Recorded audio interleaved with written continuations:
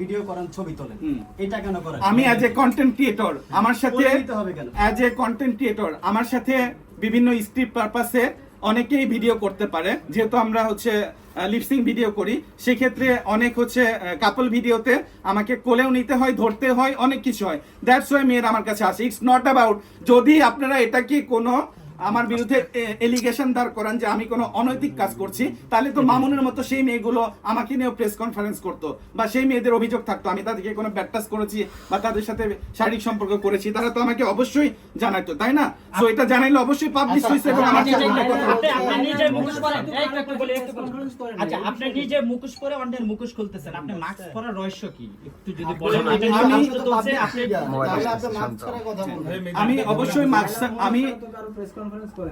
আমি লাইলা মোহনা ছাড়া তো আমি এখন পর্যন্ত কারো ফোন কল পাই নাই। আমি যখন ফোন কল পাবো, আমি ইকরারটা পেয়েছি, আমি ইকরাকে নিয়ে করেছি, আমি যখন ফোন কল পাবো আমি অবশ্যই করব।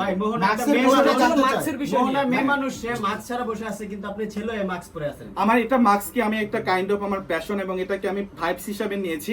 করোনাকালীন সময়ের 2 বছর আগে থেকে আমি মাস্ক পরি, বাট মাস্ক ছাড়াও আমার অনেক ভিডিও সোশ্যাল মিডিয়াতে আছে, আপনারা সার্চ করলে দেখতে পারবেন। মাস্ক যে পরে সে যদি মুখোশধারী শয়তান হয়, আসল মুখোশধারী শয়তান তো সে যে নারীদেরকে টাকার জন্য শারীরিকভাবে নির্যাতন করে, মানে শরীরে রক্তাক্ত করে দেয়। তাহলে আমি মাস্ক পরে তো কোনো মেয়েকে রক্তাক্ত করি নাই। আপনারা কি দেখেছেন? দেখেন নাই তো। আমি মাস্ক পরে নিশ্চয়ই ভালো আছি।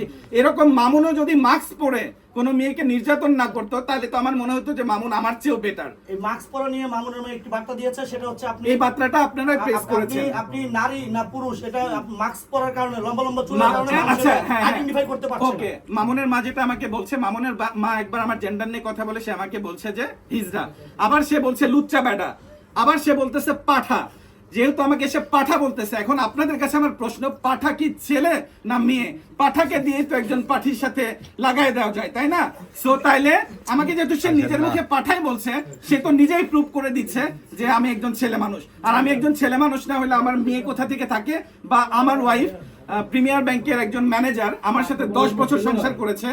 একটা মেয়ে তো কখনো একটা থার্ড জেন্ডার বা একজন হিজড়ার সাথে 10 বছর সংসার করবে না, এটা থেকে তো বোঝা যাচ্ছে। আর চুল বড় নিয়ে যেটা মামুনের মা বলেছে, ঢাকা ইউনিভার্সিটিতে যান, চারুকারু ডিপার্টমেন্টে যান, রাজশাহী ইউনিভার্সিটিতে যান, চট্টগ্রাম ইউনিভার্সিটিতে যান, চারুকারু ডিপার্টমেন্টের প্রত্যেকটা ছেলের আমার চেয়ে বড় বড় চুল। এছাড়াও বাংলাদেশের অনেক সিঙ্গার আছে, যেমন আয়ুব বাচ্চু, জেমস বা আদার্স আরো যারা আছেন, হাসান, তাদের অনেক বড় বড় চুল, যাদের চুল কোমরে পড়ে। তো চুল বড় থাকলে আর মাস্ক পরলে যদি থার্ড জেন্ডার হইতো, তাইলে তো আমি বলবো যে তারাও থার্ড জেন্ডার। না, তাদের চুল বড়, কিন্তু তারা তো ক্যামেরার সামনে ফেস দেখায়। আমার অসংখ্য ভিডিও, আমি যেহেতু সোশ্যাল প্ল্যাটফর্মে একজন অ্যাক্টিভ পারসন, সোশ্যাল প্ল্যাটফর্মে আমার অসংখ্য ভিডিও মাস্ক ছাড়া আছে। ইটস নট লাইক যে আমি একদম মাস্ক ছাড়া কখনোই আসি নাই। আমি তো একটু আগে আপনাদের সামনে ক্যামেরার সামনে, এবং সে শুধু আমার এটা নিয়েই বলে নাই, সে এটাও বলেছে যে মাস্ক খোলা অবস্থায় আমাকে দেখলে মানুষ থুতু দিবে, এর কারণে আমি মাস্ক পরে থাকি। আমি তো একটু আগেও মাস্ক ছাড়া ছিলাম। আপনারা তো আমাকে কেউ থুতু দেন নাই।